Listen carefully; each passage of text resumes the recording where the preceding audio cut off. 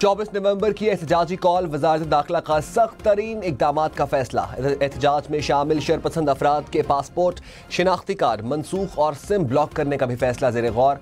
वफाकी दारुल हुकूमत में तमाम सरकारी और अहम इमारतों की सिक्योरिटी के लिए सख्त तरीन इक़दाम करने का फैसला। शरपसंदी करने वाले तालिब इल्मों के तालीमी इसनाद और दाखिले मनसूख करने के फैसले पर भी गौर। इस्लामाबाद में 2 माह के लिए दफ़ा 144 नाफिज।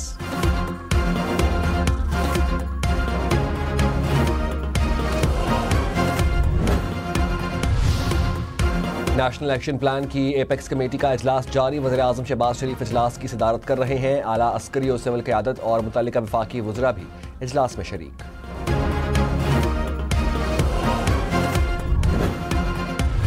24 नवंबर से पहले मुलाकातों और राबतों में तेजी। वज़ीर आला खैबर पख्तूनख्वा अली अमीन गंडापुर की अडियाला जेल में बानी PTI से 1.5 घंटा मुलाकात। सियासी सूरत हाल और 24 नवंबर की कॉल पर तबादला ख्याल। एपेक्स कमेटी इजलास से मुतालिक भी बातचीत की गई। वफाकी वज़ीर दाखिला मोहसिन नकवी सरबराह JUI मौलाना फजलुर रहमान से मिले। तहरीक इंसाफ की हुकूमत के साथ राबतों की तरदीद। शेख वकास ने कहा, हुकूमत और PTI के दरमियान किसी सतह पर कोई राबता नहीं हुआ।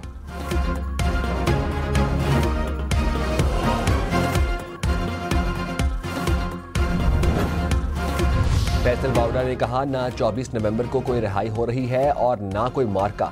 24 नवंबर वाला ड्रामा पानी का बुलबुला बनने जा रहा है। खैबर पख्तूनख्वा भी पाकिस्तान का हिस्सा है। साजिश हुई तो वहां भी कार्रवाई होगी।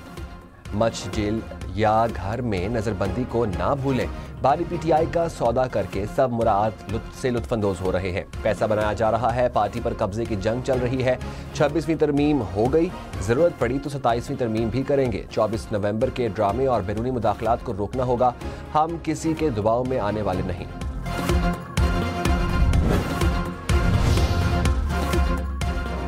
सीनियर वजीर सिंध शर्जील मेमन ने कहा, बंदूक और बदमाशी के साथ रियासत से बात नहीं मनवा सकते। तशद्दुद किसी चीज़ का हल नहीं, रियासत से कोई जीत नहीं सकता। वज़ीर आला अली अमीन गंडापुर सूबे के वसाइल इस्तेमाल करके वफाक पर चढ़ाई करना चाहते हैं। PTI को मुल्क की तरक्की हजम नहीं हो रही, ये सिर्फ अनारकी फैलाना चाहते हैं। इनका मकसद है मुल्क को किसी तरह बंद किया जाए। ये मुल्क को यरगमाल बनाना चाहते हैं। राना मशहूद ने कहा, एक जमात हमेशा मनफी बात करती है, उनके क्रेडिट पर कोई काम नहीं, उनका काम सिर्फ तखरीबकारी है। कौम पाकिस्तान को गैर मुस्तहकम करने के दर पे अनासर के अज़ाइम को नाकाम बनाएगी। पाकिस्तान की दुनिया के साथ राबतों को फ़रोग मिल रहा है। तालीम, फ़नी तालीम और आर्ट्स के फ़रोग के लिए इक़दाम किए जा रहे हैं।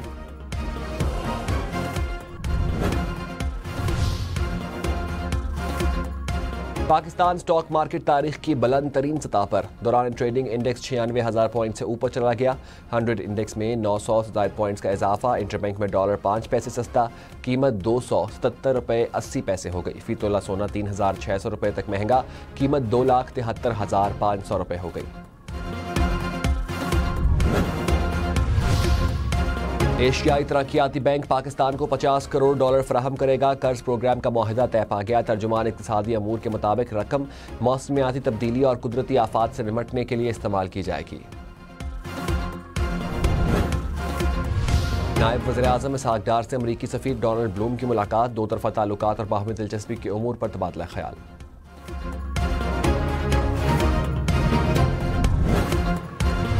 बैनुल-अक़वामी दिफ़ाई नुमाइश आइडियाज़ 2024 का कराची में आगाज़। असलहा, टैंक, हेलीकॉप्टर समेत जदीद और रवायती दिफ़ाई साजो सामान नुमाइश में पेश। पाकिस्तान का तैयार करदा जदीद लड़ाका ड्रोन भी मुतारफ़। DG rangers Sindh major general Mohammad Shamrez का आइडियाज़ नुमाइश के मुख्तलिफ स्टॉल्स का दौरा। जदीद असलहा, ड्रोन और दीगर दिफ़ाई सामान का मुआयना किया।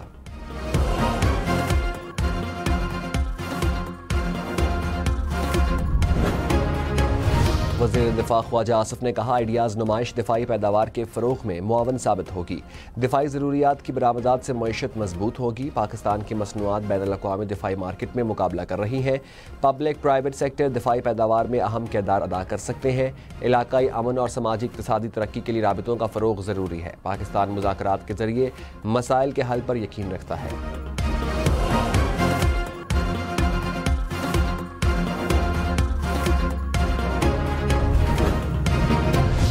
स्मोक की सूरत हाल बेहतर होने पर पाबंदियों में नरमी। लाहौर और मुल्तान डिवीज़न के सिवा पंजाब के तमाम अजला में स्कूल खुल गए। तालिब इल्म, असातिज़ा और अमले को मास्क लाजमी पहनने की हिदायत।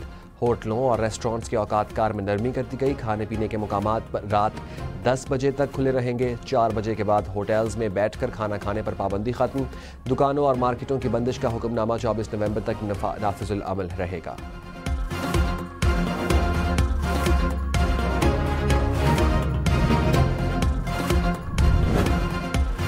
लाहौर और मुल्तान में स्मोक की सूरत हाल बेहतर। दोनों शहरों का एयर क्वालिटी इंडेक्स 200 पॉइंट से नीचे।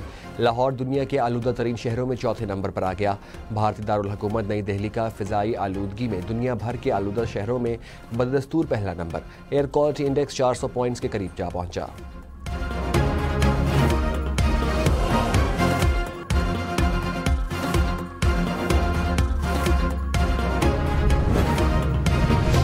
हर केस आईनी बेंच को ना भेजें। अगर किसी केस में आईनी सवाल हो तो उसे भेजें। आईनी बेंच में शामिल जस्टिस मोहम्मद अली मजहर के रिमार्क्स दौरान समाअत जस्टिस आयशा मलिक ने कहा, मैं उस रेगुलर बेंच का हिस्सा थी। वकील की इस्तदा पर केस आईनी बेंच में भेजा गया था। अदालत ने केस दोबारा रेगुलर बेंच को भेज दिया। वज़ीर इत्तलात पंजाब अज़मा बुखारी ने कहा, फसाद की इजाज़त नहीं होगी। पाकिस्तान ही सबकी रेड लाइन है। तहरीक इंसाफ को मालूम नहीं पुरअमन सियासत क्या होती है। PTI की सियासत फसाद, मारो और मरो की है। पंजाब ने हमेशा फितना और फसाद की कॉल को मुस्तरद किया।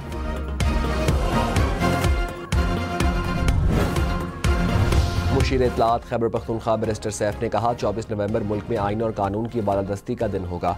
हर हल्के से मुंतखब नुमाइंदों की सरबराही में हज़ारों काफिला निकलेगा। हुकूमत फस्तायत से परहेज करे।